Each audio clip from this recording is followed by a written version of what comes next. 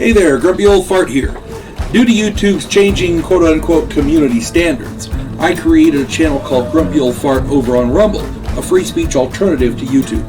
You can see all of my stuff over there, including my political and social commentary, as well as my current events videos. The links to my YouTube and Rumble channels, as well as links to let you order my books, are in the description of this video. If you enjoy my content, please like, share, subscribe, and comment. I welcome your comments, even if you disagree with me. Now, on with the video. Hey there, Grumpy Old Fart here. I'm doing a movie review of the movie The Distinguished Gentleman.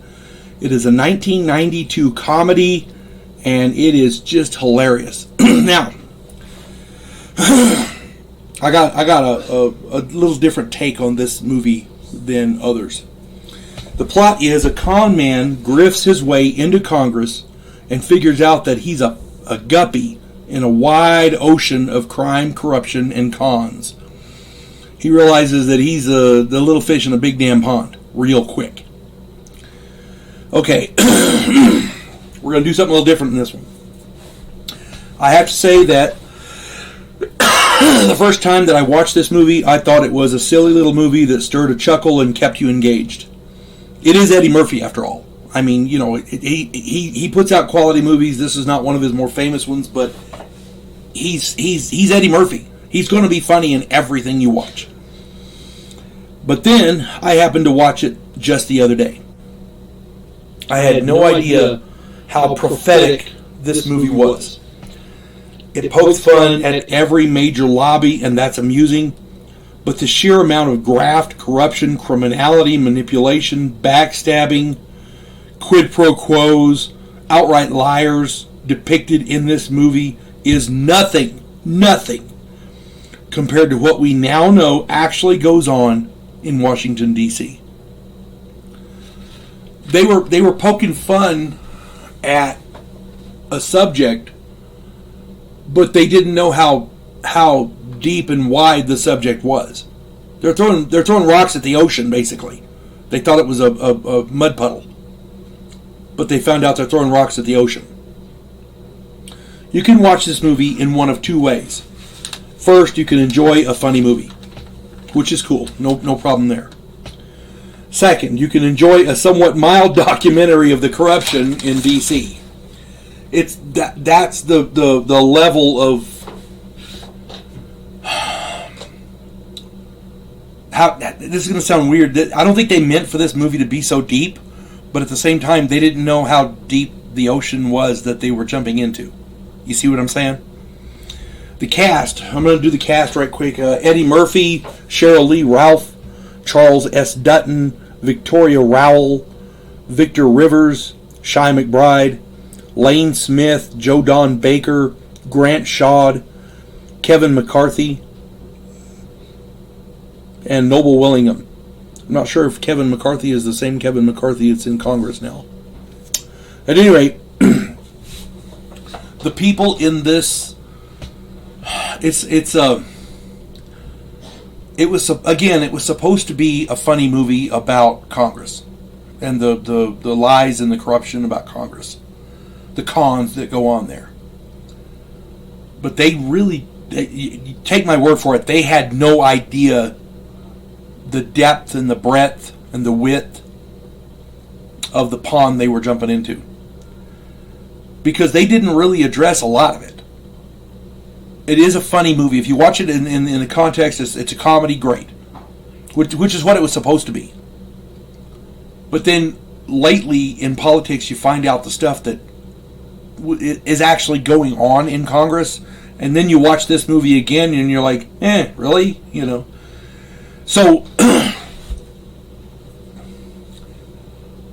we elect our politicians, hopefully, to make our lives better, to make the country run smoother, to uphold law and order, to meet justice, M-E-T-E, not M-E-E-T, to meet justice, to make America better. That's what we elect politicians for. So many politicians go to Congress with the idea of becoming wealthy. And I'm not talking about any particular political party, because it's on both sides. It's on all sides. But at some point, we're going to have to elect somebody who has fuck you money and isn't afraid of losing some money so he can sit around and, make the country better. Oh, gee, we had Donald Trump. That's right. Now, whenever I do these, I try to do standouts. The one standout that, everybody in this is good. Eddie Murphy goes without saying. The man is comedic genius.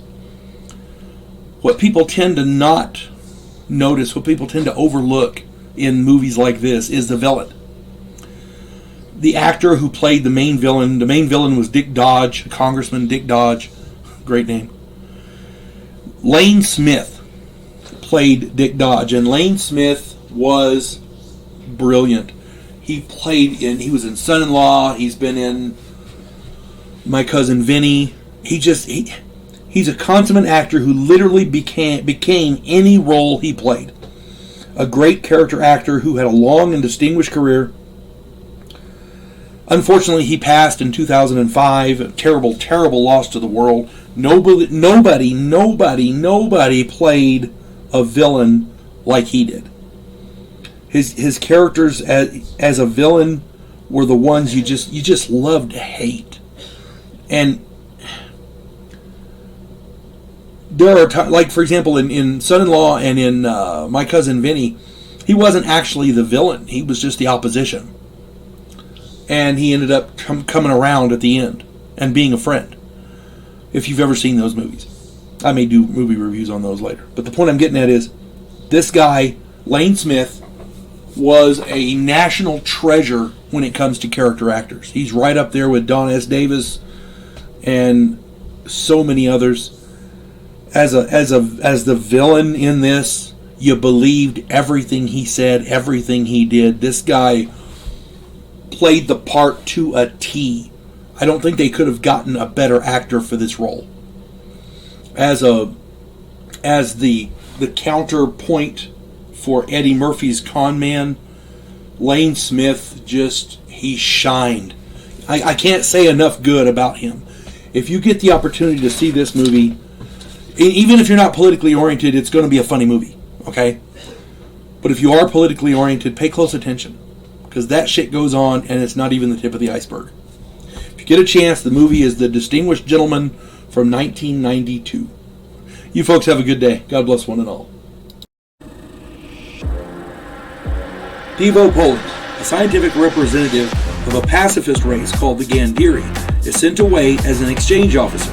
His objective? To learn the one skill his species never developed, to fight. And he's sent to learn that skill from the one species who does it better than any other in the galaxy, humans.